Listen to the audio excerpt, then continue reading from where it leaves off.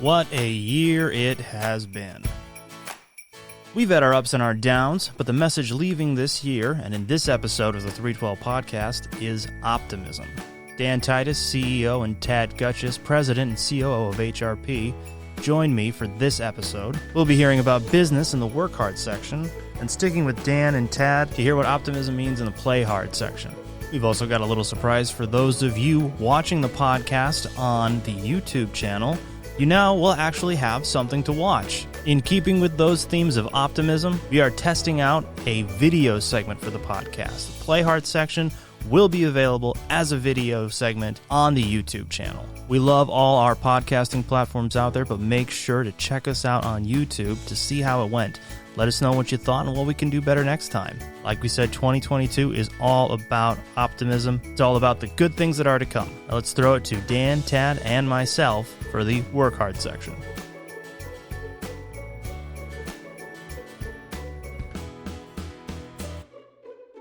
Hello and welcome to the 312 podcast. We are doing our annual year in review. So I, Tom Simmons, am joined today by Tad Goetcheus, COO and President of HRP. How's everybody doing?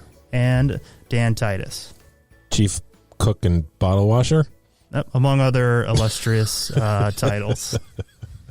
So to get us started off, Tad, can you tell us maybe one of the things that's a highlight for HRP in this year? A lot of ups, a lot of downs as far as momentum, but we moved into COVID year 2. Everybody thinks COVID lasted for 2021, but going into the first and second quarter, there were some lingering aspects of that. I think globally with supply chain issues, we saw a lot more outcomes that carried over into some of our client sectors.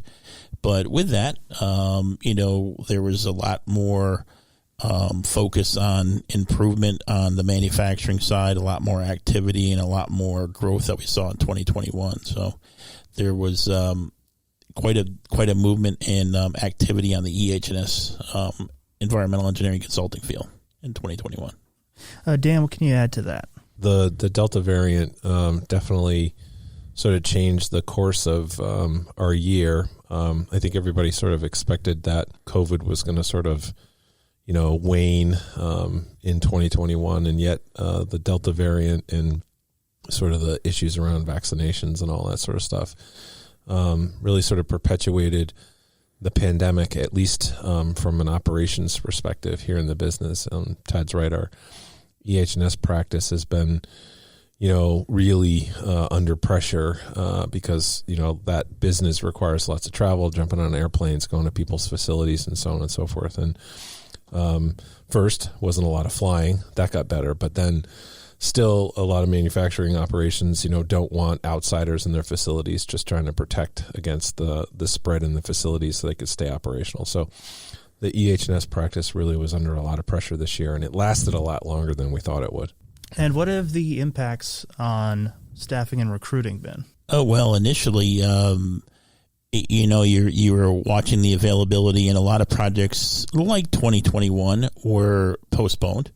A lot of people with QA/QC programs who look at their full body of work with all their plants and facilities tend to do a lot of environmental health and safety audits.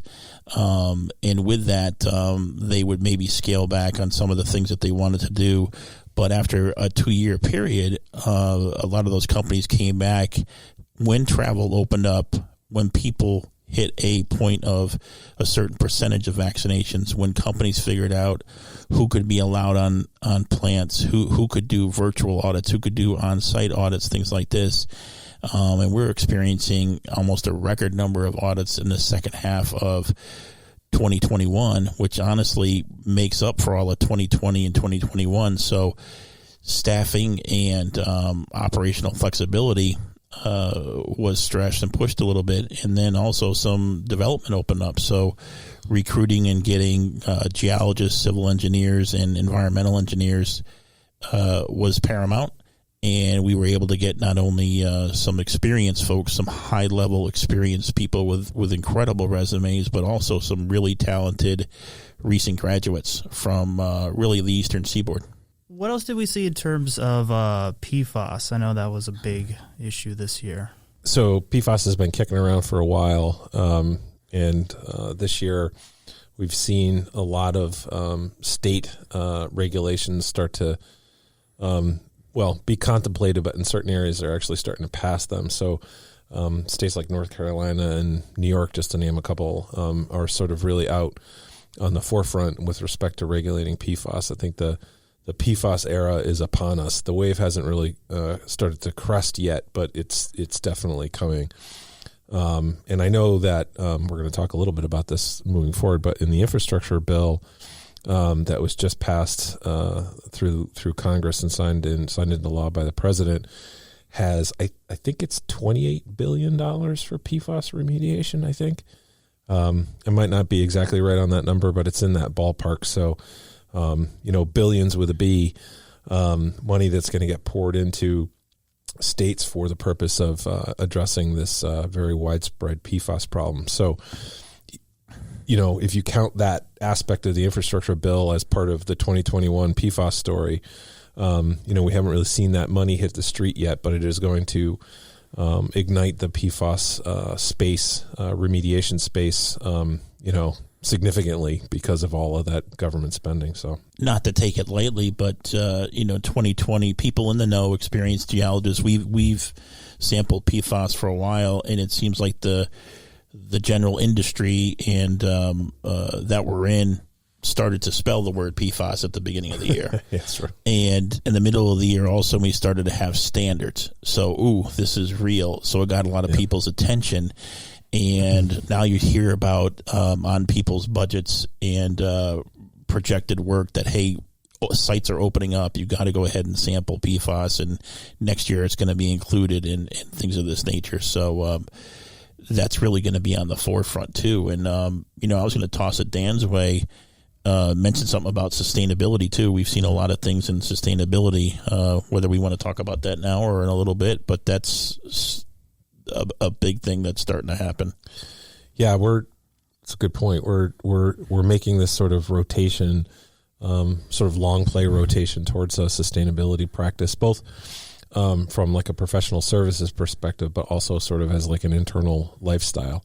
A big part of our business, which we've already sort of talked about here, the EH&S practice, environmental health and safety. You see at the industrial level now, a lot of the folks who used to be the vice president of EH&S at, the ABC Corporation now are the VP of EHS and S for sustainability. So a lot of the wrench turning work, the work of sustainability falls into this sort of EH&S adjacent space. Sustainability in the past, talking about things like, most people know, like carbon tax credits or, policy on, sort of government level policy, sort of trying to drive, say, like, electric vehicles from an efficiency standpoint, has sort of dominated the conversation about sustainability in the media. But, one is policy and the other is finance. At the end of the day, there's this wrench turning aspect of sustainability, meaning, somebody has to go out and measure or count the water usage or, measure the fuel used in a process, what have you.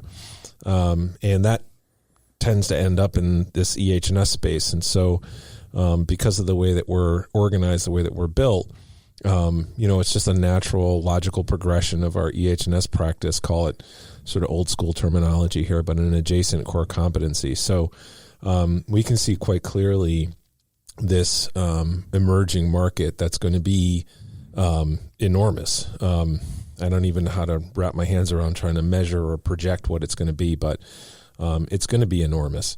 And we're really well positioned to be useful and provide real services in that space. So we're pretty excited about that. One thing I'll say too, with sustainability, it's kind of nice that to do that service, to provide that service, but also to live that service. We went back and took a look at ourselves, and, we have always made the phrase that, people always talk about brownfields, and we've been doing brownfields our whole career with the work that we do before they came up with the official term. And, sustainability and looking at the resource protections, just the way we handle our business, internally, the way we, reduce our waste and optimize the way things we're doing. We kind of had a benchmark, look at some things, and just like in 2020 when we came in and prepared for the pandemic, being ready, IT-wise, being ready staff-wise or work from home-wise, or being able to handle emergency response because we already did it in the chemical world. Sustainability, we made that part of our business, and so we feel that we can really do some good in the coming years in sustainability because we're living that ourselves. It's a very interesting dynamic. We're sort of a little off topic here, but this is a thing that kind of personally fascinates me. If you're out on the street talking to people about the issues around sustainability, people think about like electric vehicles and, the elimination of fossil fuels. And there's like all this politically charged conversation, this left and right, you've heard the idea like the Green New Deal versus maybe the other side that wants to keep burning coal or whatever. We're in this really weird space in this business, in that I think we have a very unique sort of view about how all of this stuff works. A lot of it's just not political. There's those conversations and the talking heads are making money off of it, but sustainability and greening of our power systems is already happening. And it's not happening because of government policy as much as it's happening because of corporate policy. So on the other side, a lot of times people will rail about how evil corporations are. Frankly, there's a space for that. But a lot of the progress that we see in the space of sustainability is really driven by large corporations. So, and Wall Street. So, for example, we have a client who shall go nameless. That's a large chemical manufacturer that I think they're the 9th largest chemical manufacturer on earth or something like that. But they did not have a sustainability plan. And BlackRock, an investment house and one of the world's largest, would not put money into this particular entity, wouldn't advise their clients to put money into this particular entity because they weren't, on the sustainability board. And organizations like Dow Chemical were. And so once they finally realized that, and their stock had grown sort of like an anemic 10% relative to Dow with Chemical, which is up like 80 or 90% over the last couple of years, started writing a sustainability plan. Blackwater changed their tune and started advising that this was a worthwhile investment, and all of a sudden their stock is up like 40%. And so those are sort of like the economic and corporate realities of this thing, sustainability, that is going to drive the whole system, regardless of politics, regardless of who's in the White House or not in the White House. And I'm not saying necessarily that corporations are always the greatest emissaries for this sort of stuff, but there is definitely this sort of top-down recognition and drive coming from big manufacturers, the big suppliers, the Stanley Black & Deckers of the world, to push sustainability through the system because it's becoming an important metric on Wall Street for investment decisions and raising capital. So, the era of sustainability is here. It's happening. And, we're just going to ride the wave. Yeah, we've been around too long where in our careers we've seen things that are words and phrases and things that'll stick. And, 10 years ago, sustainability was a word. Dan's right. It's sticking. And, the pressures of what's going on in manufacturing, the global supply, the European Union, it's going to stick. And it's what people want. It's kind of like stepping up recently and people rendering their opinions about what they want to have. And it's here to stay, which is exciting. One thing also in 2021 is the way people were resilient, lasting longer, fighting, getting knocked down and saying, I'm going to fight through this thing, to work on my business or save my business or things. And we've had some strategic partnerships, and a couple of those were with Phoenix Global Health, providing COVID kits. Very important right now for at-home testing and some other testing options where folks were able to continue, whether it be college and universities and higher ed, making widgets at a manufacturer, commercial real estate, all different pillars of businesses where you could incorporate testing protocols to keep people active, keep people working, doing what they needed to do. Vive is another people we partnered with this year to provide some solutions for non-UV antimicrobial lights. It's a solution where a lot of people during the pandemic had to clear out rooms and clean and clean and decontaminate and have that chemical smell. But now with non-UV lighting, you can actually get the same protection but keep working with a different kind of light band. So technology is at the cutting edge. And, you know, Dan talked about some sustainability and PFAS, things are at the cutting edge. It's still going to progress. And we're seeing that with the vaccinations. We're seeing that with technology. And we are staying and trying to find the best solutions for really everyone that touches our business, which is all really sectors and markets. Great. I think that we have hit a lot of the important points of kind of what's happened thus far. I think one more that we'd want to bring up is the joint venture we've entered into. Yeah. Speaking of partners, we've been working on this for a couple of years. It's been a long and arduous process, in no small part because of how long it takes government to get stuff done. But we have finally inked a joint venture with a service-disabled veteran-owned business, otherwise known as a SDVOB. That gives us a real competitive advantage in federal spaces, federal workspaces. You know, when you think about the federal government and doing the kind of work that we do, a lot of people think about, like, you know, cleaning up the Army base kind of thing. And that's a thing. But the government is so gigantic. So, you know, the post office and the Department of Veteran Affairs and, you know, the U.S. Agricultural Department and the Park Service and, you know, it just goes on and on and on and on.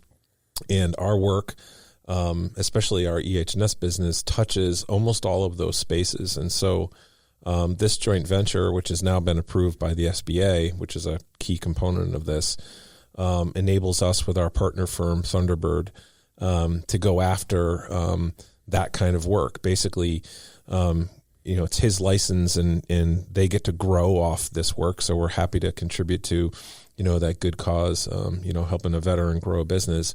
And basically he uses our resume, and we supply some of the labor. So it's truly you know, it's like a 49-51 kind of joint venture and both parties benefit. And we have access to, a space of work where, we just couldn't get into before.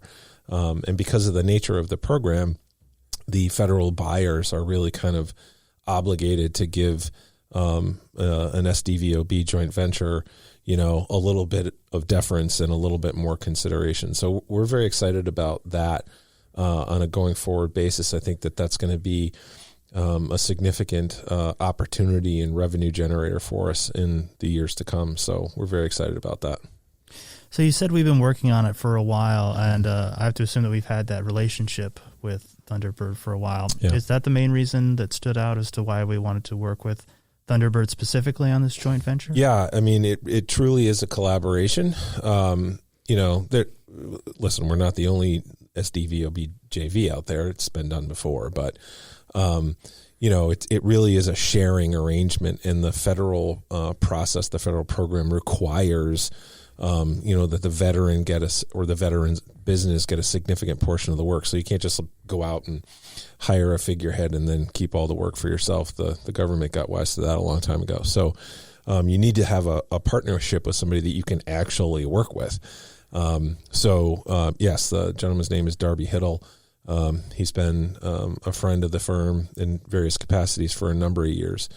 But that's actually not why it took so long to get it together. Frankly, between the agreements and the contracting and getting it through the SBA and approved by the government is just a very, it's like it's kind of like doing your taxes times 100. It's just a complicated, arduous process that it's government. So, but we finally got there, and we're super excited about it. Yeah, it is a process that the government, you got to check the boxes, because in the past people have taken advantage of that program, and you got to make sure it's done the right way and it's on the up and up. And Dan's right. I'm glad you both mentioned it. It's not a mirage. It's people that we respect, that we work with in the past, and we have the same ideals inside and outside the office. Hazmat, hydrogeo work, environmental engineering, it really matches up with our services. We're apples to apples. Yep. Just hardworking people who really want the same outcome for our clients. So it was a great fit, but like Dan said, taxes times 100. But it's well worth it. And a lot of people honestly give up and don't go through it when it could be beneficial, and we weren't going to give up. So to dive a little deeper into how COVID year 2 affected our other practices, we've talked about EHS&S so far. Dan, can you tell us a little bit about how the geo side was affected? So the geo side has actually performed better than I think we expected that it would. It hasn't been a panacea, but frankly, a lot of the federal money that's flying around out there in the markets that has kept, combined with the Fed, has kept interest rates really low. Has resulted in a lot of asset buying. So you see that in the stock market, but the same is true in real estate. And real estate transactions have been a large driver of our geo practice. So that business has done pretty well this year. Not great, but pretty well. In no small part because there's just so much money out there that investors are throwing money at stuff, and it's creating opportunities through due diligence, investigation, and remediation.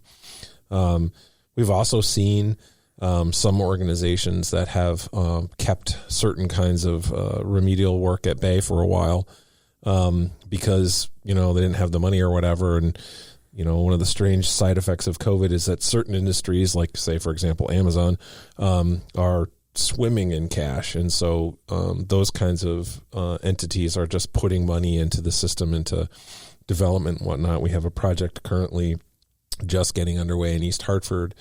Can't really say for who. It's all sort of private. But it is a very large warehouse. It's not Amazon. A very large warehousing operation. It's 2 million feet of warehousing that's going to get built in East Hartford, and it's on a very, very dirty site. So we're up to our ears in the middle of that, and that's the kind of stuff that's been sort of coming through this year. So the geo practice has done pretty well because of that, which isn't really something that we expected, although, sort of looking back at it, it makes sense why it's happened that way.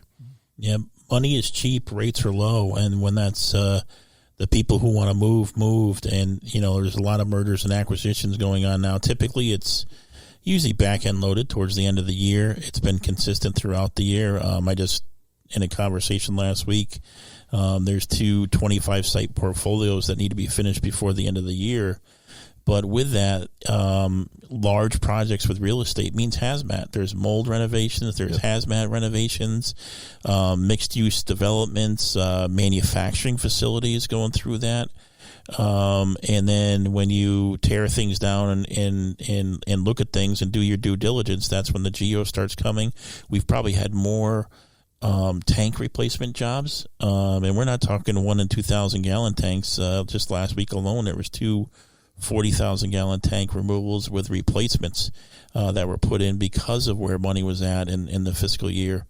But a lot of activity with mergers and acquisitions, even some recent large corporate buyouts that folks didn't see coming have gone through and maybe snuck up on some folks.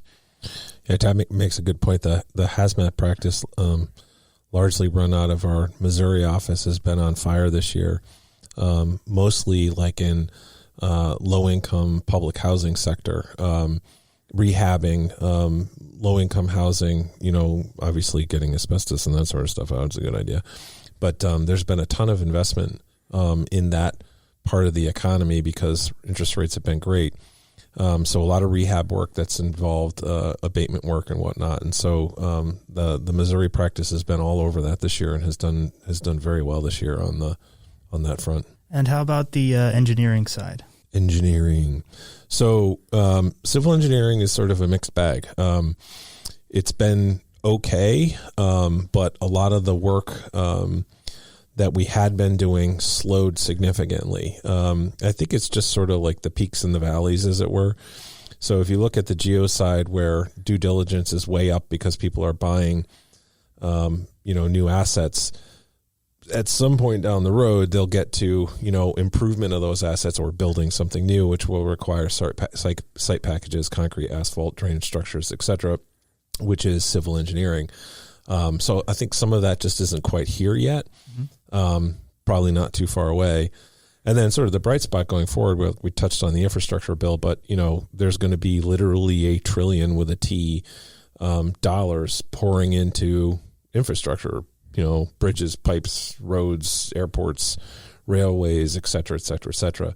And that touches all things civil engineering. So, sort of on a going forward basis, I think that the civil engineering practice looks super positive. Yeah, it's going to be untapped potential civil engineering with, as you do travel around a little bit and things opened up and you start paying attention to more of the infrastructure. And we talked about development, with development, you see intersections get wider, roads get wider.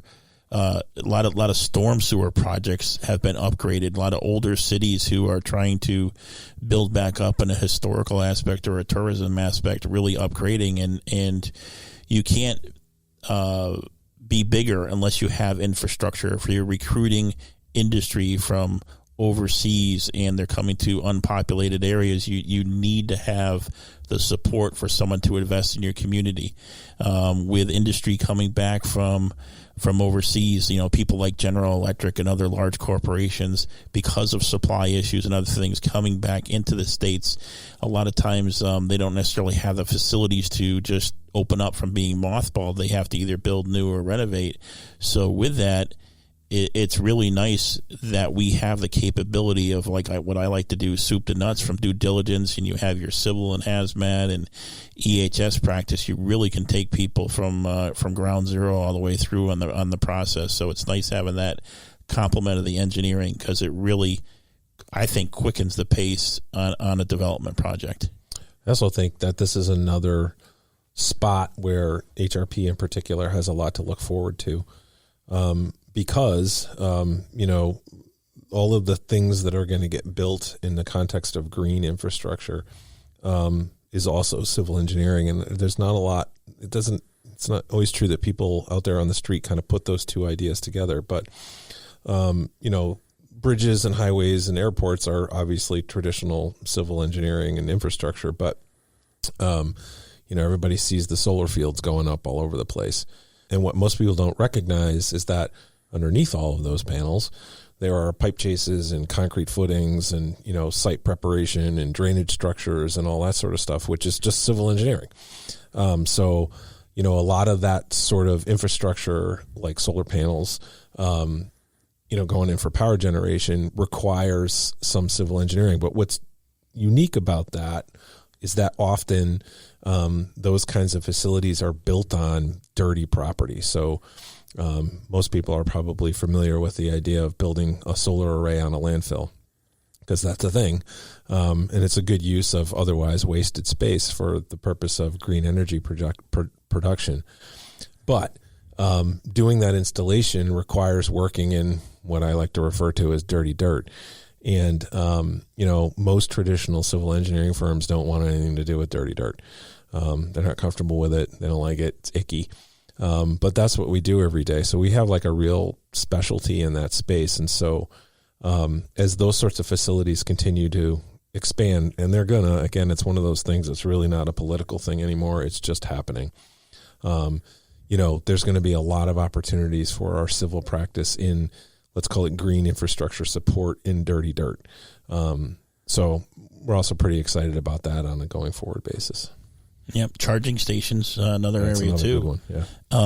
You used to think you saw it in the movies and Back to the Future, the Jetsons, but no, it's here.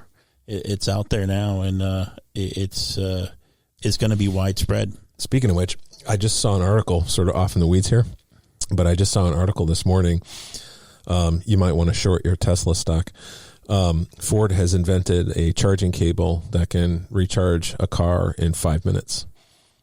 So, I've been sort of prognosticating that, the EV revolution was going to sort of be a slow roll because, trying to get across country in an EV is not something you can really do unless you got lots of free time. But if what I saw this morning about this new charging cable that Ford has invented is even remotely true, that really radically changes the whole dynamic of the situation. Dan, since this is a year in review, it sounds like a stocking stuffer to me. Yeah. A Ford charging cable. Ford charging cable. If not this year, it'll be next year. All right. One of the things I'd like to get into more are the partnerships that we've done with Phoenix and with Vive. For regular listeners, you'll know that both Phoenix and Vive have been guests on this podcast in the past. But I'd like to hear more about kind of how those relationships came about, what the idea was that brought HRP and Phoenix Global Health, or HRP and Vive, together, and how the venture unfolded from there. Well, the relationship really came about, for the need of solutions for our clients going through the pandemic, and they were kind of uncharted solutions. If you look on our website, where we do have a COVID page, and we partner with people with thermal imaging and ventilation and cleaning supplies, things of this nature, folks were really at kind of a quandary of in entering in a world where they needed solutions. And a lot of vendors and people weren't coming through, and we're still seeing that today. It actually is a great note that it's not always done by the low bidder. It's done by the person who comes through, because the low bidder has usually been the person who can't come through because they're busy elsewhere and they've overextended.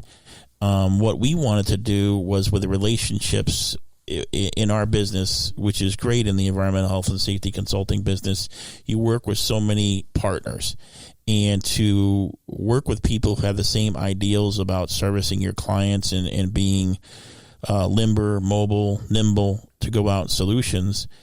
People needed test kits. People needed solutions to continue their business, but a lot of folks were getting misinformation. It was in a panic mode.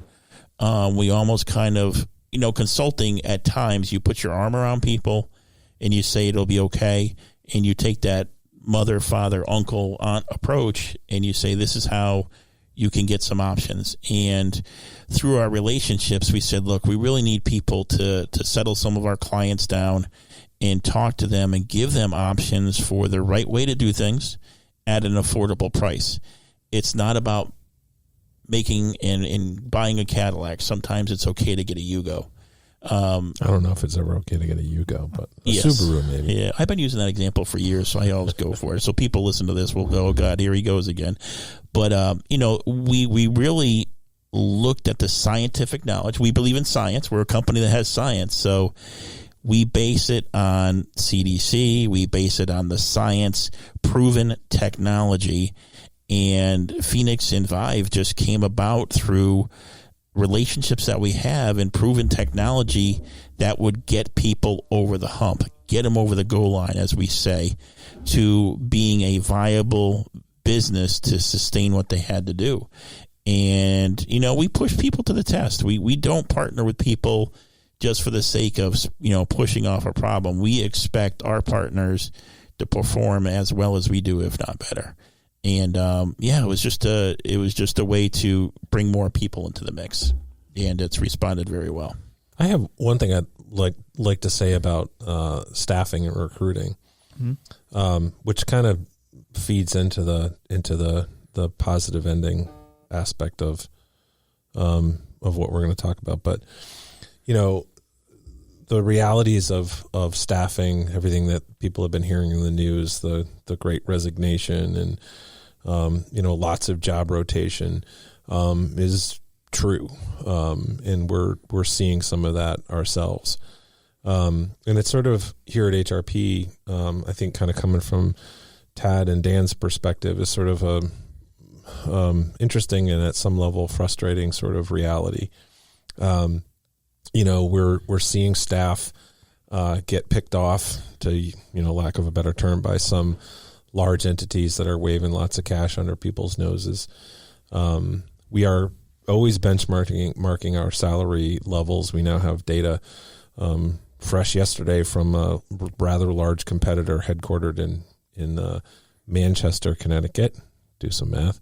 And another one that's right around the corner from us. And our salary structure is literally 1-for-1 right on par with those organizations. That's data fresh from yesterday. But there are large entities, tens of thousands of employees, organizations in our space that in some cases laid off 20 to 25% of their workforce in the middle of the COVID stretch.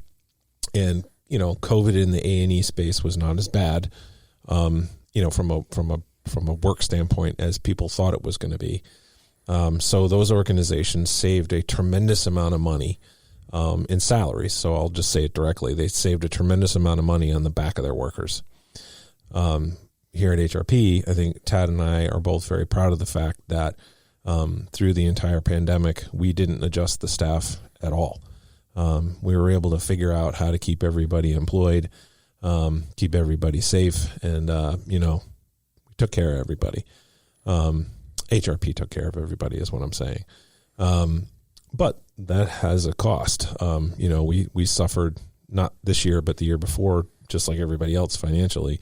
So it hurt our balance sheet, and we're not left in that strong cash position that some of these other large entities are in because we didn't take it out of our workers. And so now we're seeing some of those workers head off to those organizations because they're waving large sums of money in front of some of them. And I understand that. I'm not going to lie that I'm a little disappointed. You got to do what you got to do. But if I were some of those folks, I guess I would just say out loud, you're benefiting from the actions that those organizations took against their employees in the middle of the pandemic. So I don't know how safe you feel about that on a going forward basis. Just pointing that out, you got to make the decisions that you're going to make. But in the same breath, what we are also seeing, and we have some big announcements coming up here in the next couple of days, on the recruiting side, we are pulling huge talent from those same organizations, very high level, very senior professionals with big titles coming out of those companies that want to come to HRP. And those companies have made significant counteroffers to some of these people, well, all of these people, and they've said no in no uncertain terms because they just can't stand to work at those places anymore because they're awful, awful places. And I'm saying that not facetiously. Mm-hmm. So we have this sort of strange rotation where we see some younger staff that haven't worked at another consulting company going towards these large organizations, and real senior staff from those organizations pulling the ripcord and getting out and wanting to come to a place like HRP.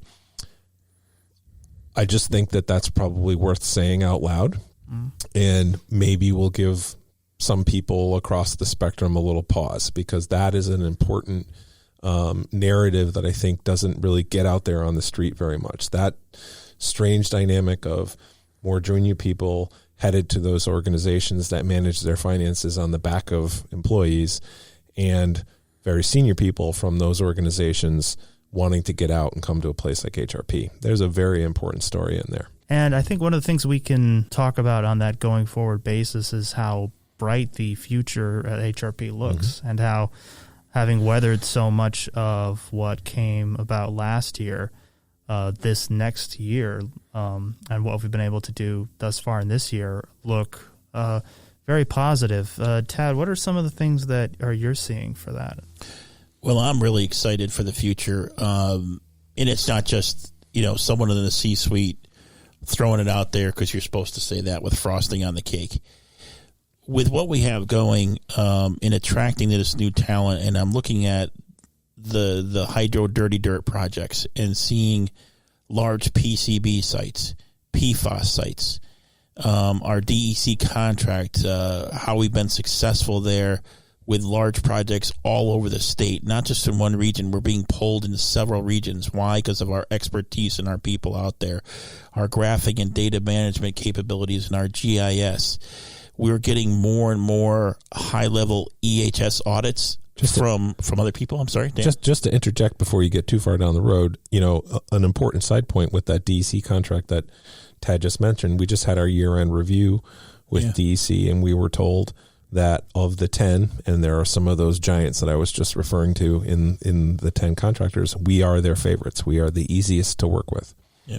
We really do have some exceptional staff working on that contract, really do. Too. Yeah, Jessica Krichek leads that staff. Some fine people in New York and Connecticut support that. Even got some support out of our Charleston, South Carolina office, and I think our South Carolina office to do that. But it's just great. It's just big projects that just keep you working, and before you know it, it's like, geez, it's 6 o'clock at night, and I've been crunching data. This is so cool.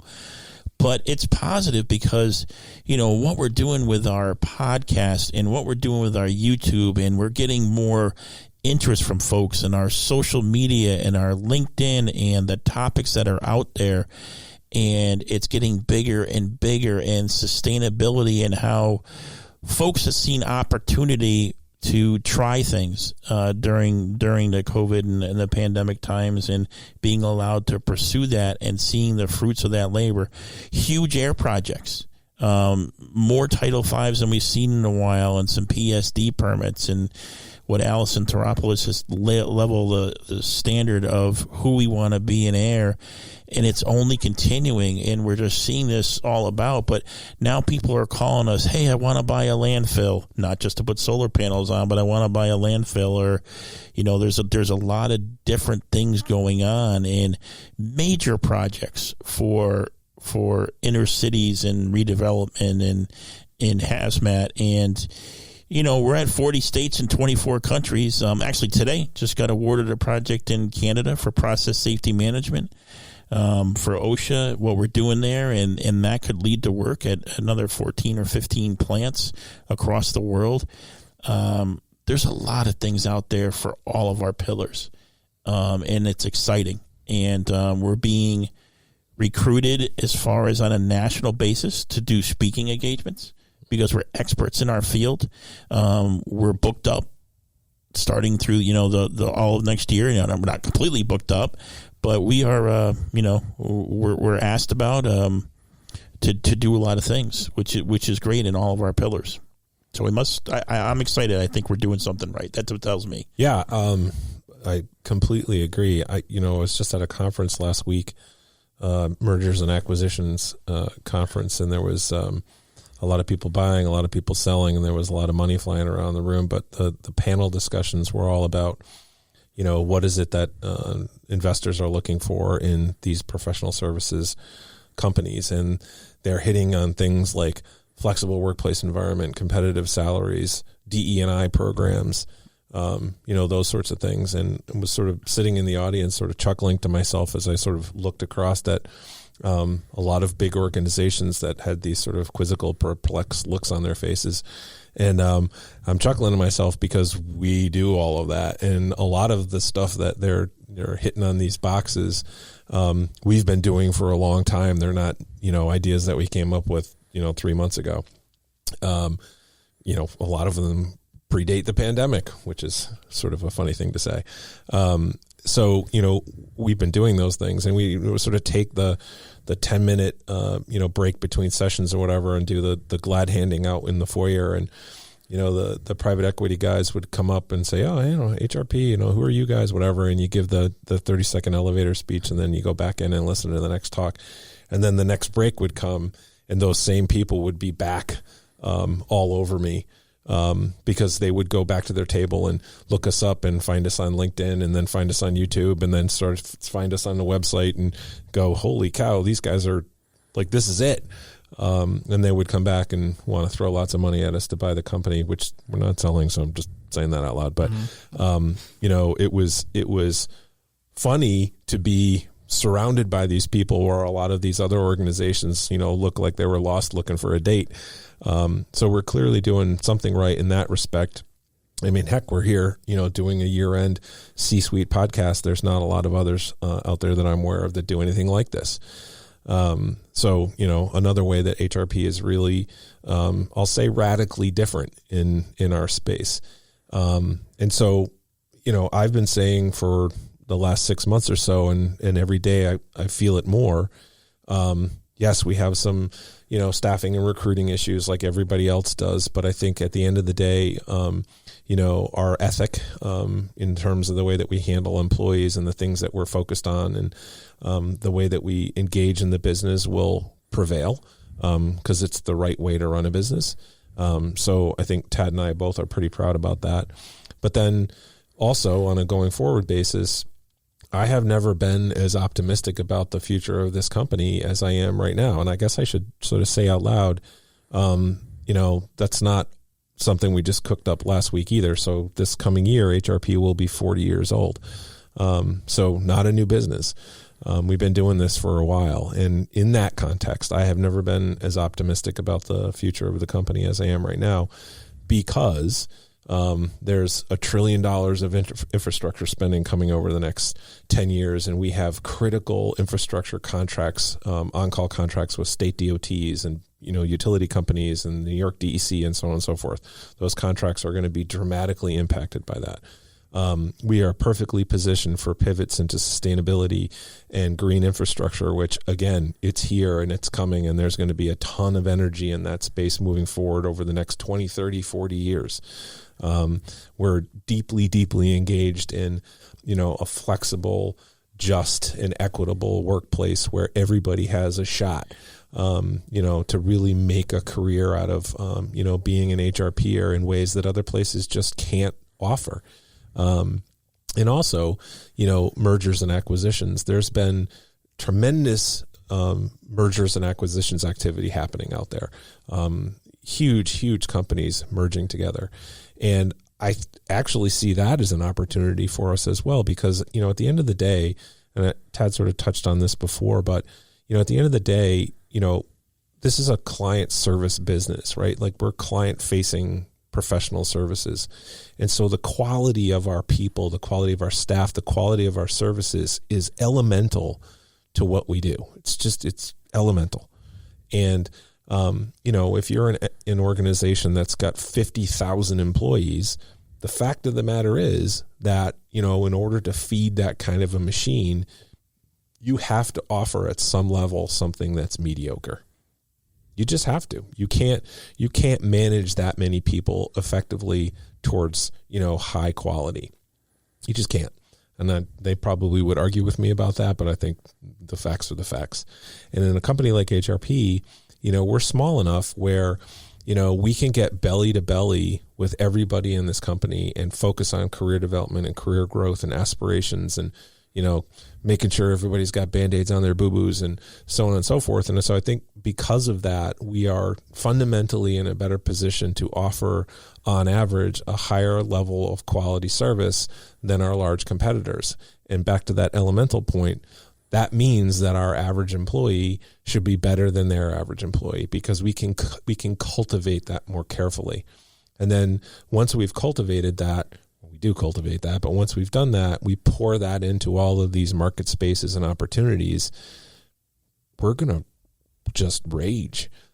How could we not? So I'm super optimistic about the future of the organization because I think we are really, really well positioned to catch a really awesome tailwind right now. I wish you happy. All right, everybody, you are joining us again for the Play Hard segment. I'm here with Dan and Tad once again, and though it has been mere seconds since you last heard our voices, it's been probably close to a month since we actually last sat down. Yeah. We are coming to you immediately on the heels of the business plan management meeting? Business plan meeting, 2022 business plan meeting. Yeah. Mm-hmm. Which I thought went pretty well. Have some exciting changes, and as Dan will tell you, and I think he actually ended the last segment telling you, This is when we are feeling the most optimistic about the company's future. And I'm feeling very optimistic today, which is why I am attempting a test recording of a video podcast. So if you're hearing me saying this, then you're also seeing me say it, because it means that it went well and the test was successful. So we're going to try to limit ourselves to a half hour on the Play Hard segment so the camera doesn't explode and it's easy enough to edit.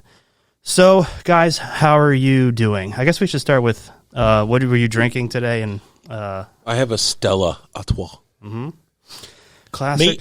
Me, I'm pacing myself mainly because I want to stay awake. I want to stay awake longer today. So if I have, it's more of that sequence. Yep. Planned consumption. Earlier in the week, I kind of killed myself with a big old coffee at the end of the day, and I killed my sleep on that. So that wasn't a good plan. So I needed to think this out a little bit more. I'm chemically resistant. I could drink like a bucket of coffee at 11 o'clock at night and be asleep at 11:02. I used to be like that, but I don't know. The number must be 55 or 50 or something, and that just goes away. 50. Well, there you go. Thanks, man. Yeah, that type of thing. But how are we feeling? No, I feel good. I always I get excited after the annual meeting because it ties a lot of things together. You see people's faces. You realize you're moving in the right direction and the plans you made out. And you do need a rest. Usually you got to decompress at the end of the year, but, looking forward to digging in and starting in January again. Yeah. But realizing that, hey, a lot of folks do wind down at the end of the year in our whole industry. So taking that time to reflect. Yeah, I think that's right. We're in the professional services space, which is, a whole, segment of the American, world economy, but we're talking about the American economy. It's this, it's this space. But when you're in professional services, you are fundamentally in a people business. And, people have been difficult. I don't mean personally difficult, but running a people business has been extraordinarily difficult in this pandemic because, the virus affects people. It doesn't affect toilet paper or chicken fingers or, Ford F-150 bumpers. It affects the people that build all that sort of stuff. And we're fundamentally a people business. And so, I feel like organizations like ours that have to transact in people have probably suffered the effects of the pandemic more than guys who make, the bumpers. Mm-hmm. So what are your guys' holiday plans? You go first. Praying that my wife is going to wrap all the presents like always. Going to the beach. Going to get a little R&R at the beach, do a little hiking, no swimming, little golf, and just general relaxation. Kiwa Island. Where's that? Kiwa Island, right outside of Charleston. Oh, nice. Yeah. The weather should be pretty good. Haven't had a vacation in a while of any substantial. When you got the daughter back from college, so now we can go back and have a little something to do it. And weather should be nice. Looking forward to it. My extended family is all traveling to the rest of the extended family. So we are left alone for this holiday, just the nuclear family. So we are going to hunker down and literally do nothing. I see popcorn, I see movies, I see pajamas and feet up on the couch. Yes, and I say nothing with great fanfare. I can't wait because most of our holidays we have to host, and that's entertaining again in a pandemic has been a lot. So it's an opportunity for us to sort of take a break. We're not going to go anywhere. We're not going to do it. Well, actually, I do have a project. Downstairs bathroom, I have a honey-do list, and I have been told that the downstairs bathroom needs to be retiled because the tile that we have in the downstairs bathroom, which, by the way, is perfectly fine. It's not even like that bird's egg blue stuff. Like, this is sort of this beigey kind of tile or whatever. It is no longer acceptable. So there's this new tile that's got this pattern on it that must be installed. So that's going to be my holiday project is retiling the downstairs bathroom. Fun. Yeah. You're getting Christmas coming early for you. Yeah. I mean, I've done this before, so it's not outside my capabilities, but yeah. Well, I guess a good thing is it's a smaller type bathroom project. It doesn't involve plumbing, which could go bad, or have multiple trips back to whatever store you're getting your stuff from. Oh, no, listen. Tiling, straightforward. So I've done a lot of plumbing too. That's not a problem. But multiple trips back and forth to the hardware store or to the Home Depot is built in to the expectation. There is, in the height of the project, at least 3 trips a day. The first one starts with, I forgot that. Mm-hmm. It's usually something stupid like, a washer. Actually, in our house, when we do a project, my daughter has now figured out, hey, don't you need to get something from Ace Hardware? With the sole purpose, on Saturdays, Ace Hardware has the popcorn machine open. And it's for the sole reason of, you didn't bring me back the popcorn. Don't you need a nut and a bolt? I remember that was my favorite one. Don't you need like a nut and bolt? She picked up some, term she used when she was 8 years old. Don't you need a screwdriver? Just tell me you want the popcorn. And I'll get that. You should tell her you can make popcorn at home. Yeah. Well, it's funny you say that. We're actually having a little neighborhood get-together, and we're doing like a popcorn hot chocolate thing, and we got lights all over the yard. We're letting people come like that. But I don't know, they're going to do different flavors of popcorn. So we had the trial runs last week. We put on the tube and watched them. We did some trial popcorn runs, so that was good. Nice. That wasn't bad. Nice. Yeah. Hoping for Santa Claus to bring fun stuff. Yeah, exactly. Yeah. Santa Claus. I don't know. As I'm sitting here in front of this microphone, sort of doing this podcasty kind of thing, like all I can think of is the SNL skit, with Alec Baldwin in it. Sweaty. Yes. Oh, yeah. The Sweaty. A classic. Yeah. Yeah. What are you getting for Christmas? I've asked for a wooden spoon and a measuring cup. I always wanted to do that. I just got to do that. A wooden spoon. Actually, we were thinking about doing a parody little film over Christmas break, kind of a play on making fun of House Hunters International. And my wife, we love this house. We can see ourselves getting coffee on the veranda. And well, we are a travel blogger, and I want to teach yoga, and we want a $900,000 house with 14 bedrooms, and do all this. Basically, kind of make fun of the whole process of reality TV. Yeah, have a little fun with that. We definitely will be watching a lot of Christmas movies. Yeah. What's your favorite? Probably, the top 3 for me are definitely It's a Wonderful Life. That's a good one. A Christmas Story, and Christmas Vacation. Yeah. Those are my top 3 also. Yeah. But I have to say, I'm getting a little tired of Christmas Vacation. Yeah? Yeah. Really? Because I feel, I don't know, maybe this is just my universe, but I feel like I watched that one 10 times more because it's on more than the other 2. Are you, Christmas Vacation or Christmas Story? No, Christmas Vacation. Really? Because Christmas Story is on 24 hours a day. See, I don't see it on 24 hours a day. Huh. I mean, like I said, maybe this is just my weird sort of like the space that I'm in. I think we actually own A Christmas Story. Yeah, I like Christmas Story a lot. And honestly, scary enough, some of it reminds me of my childhood. Interesting. I don't know if you know the film video. Yeah, exactly. In South Carolina. It's Italian. Tina dressed up today as the bunny with a BB Rider. Yes. So you're going to shoot your eye out. Folks will be actually already seeing that video if you checked out our holiday video, which if you haven't, please do. It went out on the 22nd, and it doesn't exist right now, but it will, and it will look great. So make sure to watch that. It's the video immediately preceding this one on the YouTube channel. My question is, did delivery of that video come along with an Ovaltine decoder ring? No, sadly. That was fun. The first time I actually ever watched that, I just remember doing that as a kid for like other things. It was like, drink more Ovaltine. I'm like, oh my God, that was brilliant. Brilliant writing. I would say one thing too about HRP, the employees. Everybody seems to be pretty fired up. They usually get fired up over Christmas, without a doubt. But this year, everybody's getting involved in a whole lot more thing. I know Bubba's all happy to give away. I don't know if he's more happy to try the Christmas cookies. Did he make himself the judge? Did he kind of like back into like the judge of the cookies and the order of the trophy? Yeah, I think there's like I caught him on that one too. But yeah, it's cool. They're doing all that stuff, and all the offices are doing a little bit of different things. They're all having kind of fun around it. So yeah, no, it's kind of neat. Kind of neat to do that. And certainly all the Christmas cakes and goodies are all arriving from.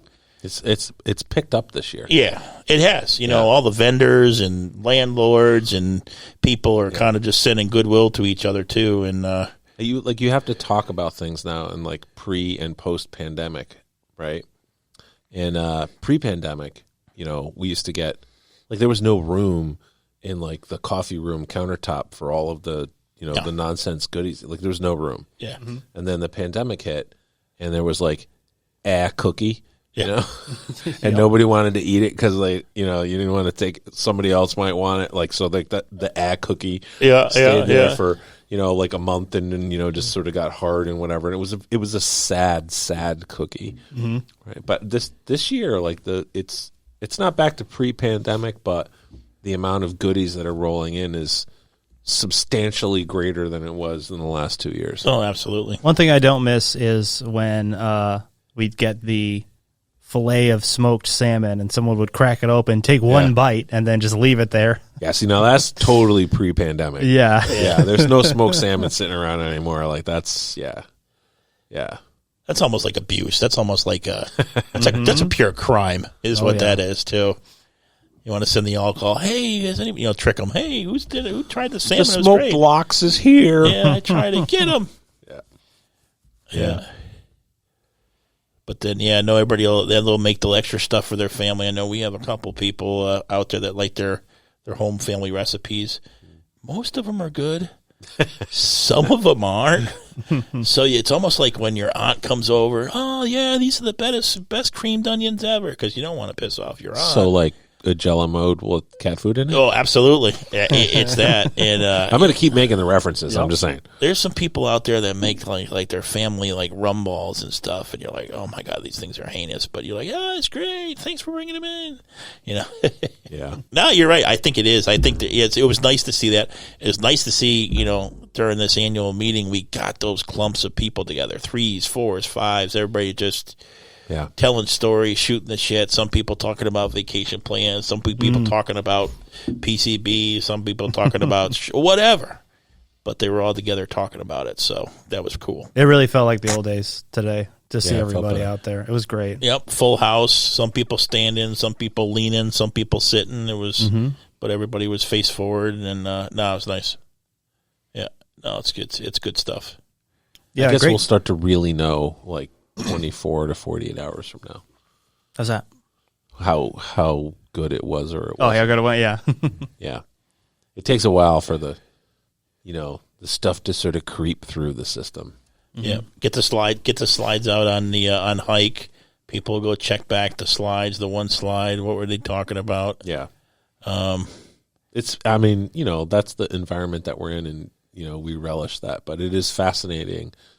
So Deb ran up to me after the presentation. And who is Deb for our listeners who Deb may not Berardi, be familiar? who's our HR director, because we're talking about the compensation statements that we're going to be issuing to everybody. So they sort of, everybody has a full understanding of all of the things that go into a package, which is important. It's about transparency and giving people, operable knowledge. But I said by the end of the year, and when we had talked about getting these things out, we had resolved yesterday that it would be for the first paycheck of the year, which would be January 14th. And so I was just sort of riffing up there and thinking about the implementation date, which is, January 1st. And immediately after the presentation, she came up with this look on her face, and she's like, I don't know how we're going to do this by the end of the year. I'm like, what are you talking about? And she's like, well, you said that we're going to get the statements out by the end of the year. And I'm like, okay, I misspoke. We're rolling in a 2 hour long presentation here. What I meant was for the first paycheck of the year, like we talked about, so I will send out a corrective email. But it's amazing that's in the weeds kind of detail, like in a 2-hour presentation. It's amazing the stuff that people latch onto that you can't catch all of the things. Speaking of the details, Dan, I'm gonna go back on your memory of today about 10:30. We were practicing, you, me, and Joe Cardinale, and I believe a bet was put out there. Oh, this is going to go way over 2 hours. There's no way you're keeping. I thought it was an hour. You want to bet, Joe? But I didn't say an hour. I said it's not going to be that. Hour and 50 minutes. Cardinale, oh yeah, you don't have anything I want to bet on like that. So Joe, that's true. It's an hour and 50 minutes. I won the bet. He won the bet with Joe. I won the bet with Joe. I just throwing it out there. It was less than 2 hours. I think people really appreciate that. Yes. Honestly, if you can't really send your message in less than 2 hours, now granted, it is a annual plan of what you're going to roll out. People want to know where I'm going to be, what I'm going to be working on. So it's going to be a little bit longer. You got to give people content. But if you can't do that in 2 hours, you don't know what you're doing. I mean, I agree with you. But I'm going to double down on this a little bit. I'm going to say it was an hour and a half because there was an hour on the regional manager slide. Yeah. So Tad got in front of we want to give everybody a chance to talk. It's important for the rest of the company to see the leadership. And Tad said, "Okay, we're going to get you on. You got 1 to 2 minutes to say some stuff about your office." And that 1 to 2 minutes turned into a half an hour, right? So, it was an hour and a half. The part that we had direct control over was an hour and a half. And it was funny about that too is, I always believe you got to give people a platform to say what they want to say. Sure. I think they enjoyed that. And once they got it, they weren't going to give it up. And then you're going, you don't want to cut them off. But that's why I was kind of looking at the crowd and I interjected a couple things and I saw people like nodding. A person like Allison who says, it is important. I want to know what other people are doing for important stuff. Yeah. And I think, some people latched onto that. And we've already talked about, in quarterly meetings, I'd love to see them report more on a special project, good or bad, and put that out there on Hike or whatever, good or bad, with the practice leaders and tell, because we do some cool stuff. Yeah, we do. Real cool stuff. There's a lot of people who are not in tune with that. That's for sure.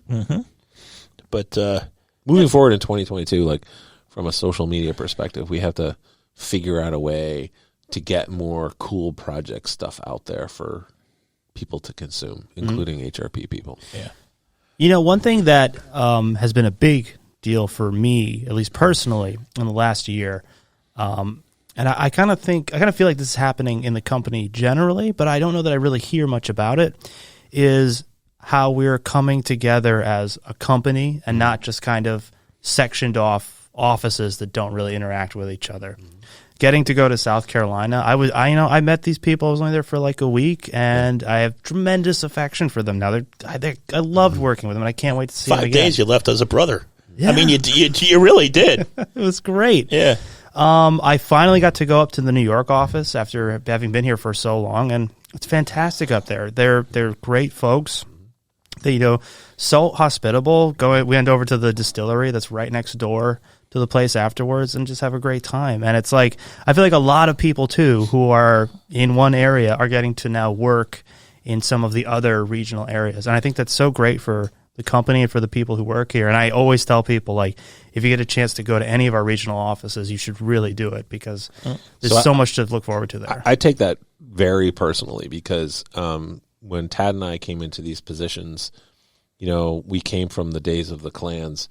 The chief operations officer 2 generations ago used to say that HRP is a collection of clans. And the clans are always warring with each other. And then, when the English come, we all get together and we beat back the English. But then once they're gone, everybody goes back to fighting each other. And that was we're going to be 40 years old this year. So that was a 36-year history of this company. And I'm not saying that in a negative way, but when you step into one of these roles and you have responsibility for all of the offices or all of the company, and you do what you just talked about, you travel around. If you can take your own office bias out of it, right? What's fascinating is that all of these offices are very, very genuinely the HRP ethos, and they all do it a little differently.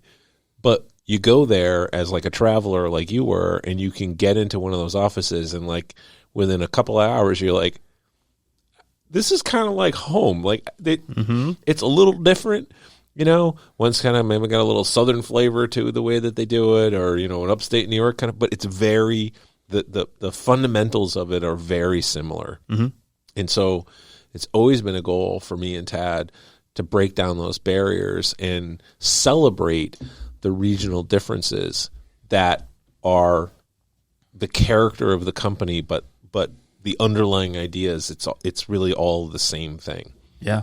I'm dying to get out to Florida and Missouri too and see what's going on there. And I didn't even mention Derby, which is like the coolest office ever. I mean, it's a very small place with a couple of people, but like what an amazing location. Sean Malin, our regional manager in South Carolina, is right that Derby's going to lose that title. Yeah, they threw down the gauntlet. If you can't be comfortable and put out good work in Derby, I mean, what an atmosphere to work. At first, I went down there the one time, and I said, I'm just going to stay here for work. Why would I? And no, God, it was great. But yeah, the new office in South Carolina is in an old mill. It's going to be ridiculous. Yeah, it's going to be in a thriving, almost like self-community within the downtown thriving community of Greenville, which is expanding, and it's a brownfields redevelopment, but mixed use and YMCA's and brewery, and climbing wall, and axe throwing. It's like it's all the things all in the same diner, place. And then there's a white cloth tablecloth restaurant going in, and it's just fantastic the things that they're doing with the property. And it's in a refurbished area. You're going to have a rooftop patio, too, right? A rooftop patio is part of the office. Tom, you're going to have some film locations. This office might have been designed for a film office studio. We might. I'm actually a little afraid if we send him down there, he won't come back. I mean, I'm already like, I should probably relocate to the South Carolina office. Oh, we sold him on the cuisine. Oh, yeah. That was done on like day 2. And the bars, amazing. I went out on the last day I went out on my own. I found this place called Swordfish, which is like a bespoke cocktail bar. You know, you go in there and they're like, you talk to the bartender like he's your therapist for about 30 seconds, and they make a cocktail specifically for you. It's so good. Yeah. Oh my God, I got to find out where that is. Yeah, it's called Swordfish. Great places like in downtown. Wow. Yeah. And I know we brought you to the smokehouse, the SBD smokehouse, Oh, and that was so good. That was so good. Oh my God. That was real good. Greenville is like, it seems like it's going to be the next Austin or whatever kind of little city that you never heard of, and now it's the place everybody wants to be. Well, if you read all the papers and stuff, they're on every darn list there is. Where to retire, where to go if you're single, where do you go for the best arts. It's still hot. Just want to say it. It will be hot too. Yeah. Oh, trust us though. We're smart though, because you're like, where is everybody? They're inside. The air conditioning. My favorite inventor, by the way. Air conditioning is number one. Was that Elon Musk? Yeah. Elon Musk. He had that nice article. It said, "We got some issues. We're going to take care of the problem. All hands on deck. Get back to work and let's figure this thing out." Yep. Solve the problem, make it go away. Make it go away with a positive effect, not cover and sweep it under the rug, man. But no, I mean, I think the outlook's pretty good. I mean, I really do think things are going to turn. I do, one of the things, and I was going to ask you this, Dan, just in general. No one saw the pandemic. I think everybody's thought the pandemic was a defined thing. 2020. Yeah. And then it got extended, and we're at 21. Yeah.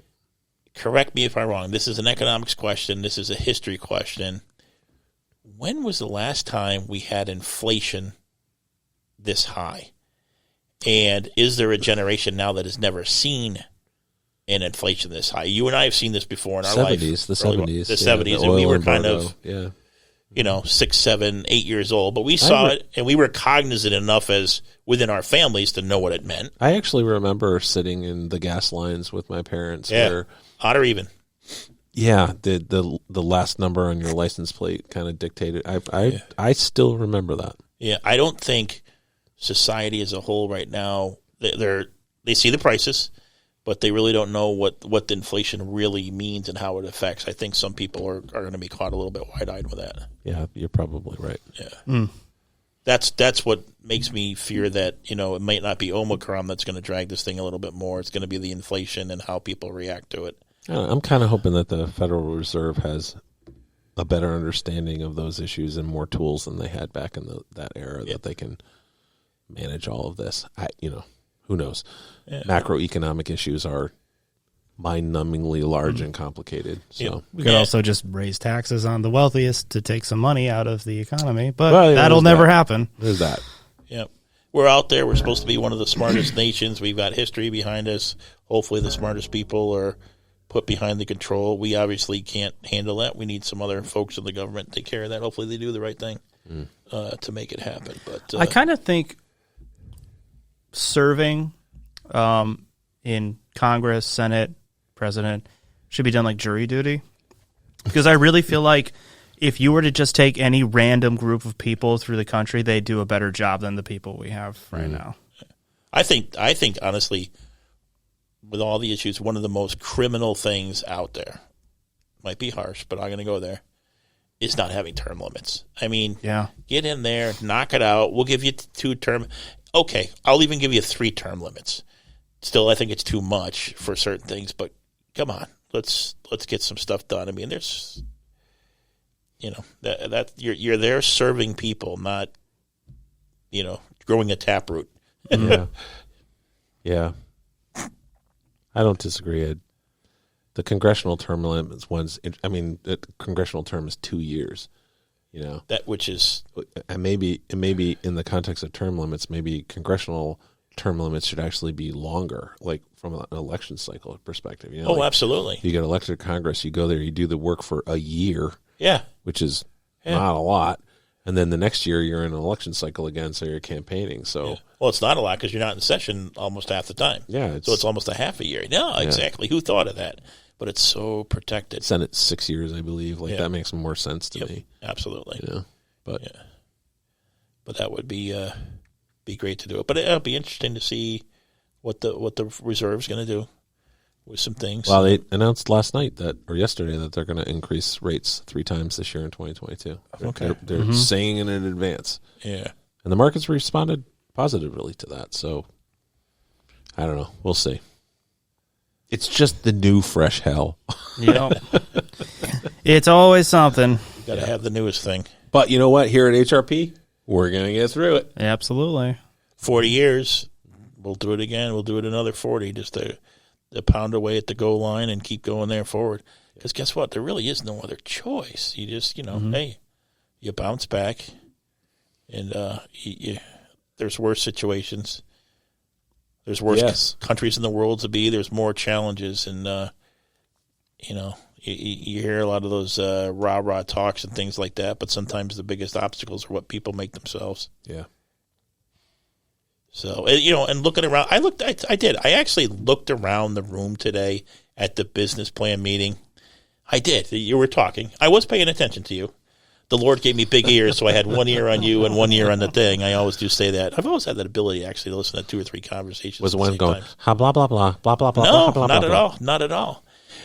But I was looking around in the audience, and I looked at it, and I was like, God, I really like going to battle with that guy, that gal, that department. And I was seeing people's faces just going, I'm willing to go down with those guys, and this is pretty cool. And I know they can accomplish that project, or they're gonna give their best on it. And I kind of scanned the room from left to right, and it was geologists, it was engineers, it was accounting, HR, new people, old people, new employees, and it's kind of cool. It was neat to see those folks all there. I'm hopeful that it translates. Yep. Absolutely. The best is in front of us. That's the truth. Absolutely. Well, I think we can wrap there. Yeah, man. All right. Guys, thank you so much for joining us. Appreciate it. Everyone out there, hopefully you have seen us this whole time. You enjoyed this. Let us know in the comments down below if you did. Subscribe, like, leave a comment, hit the bell for notifications. And as always, we will see you in the next video. And stay safe, everyone. Bye. Thank you. Bye.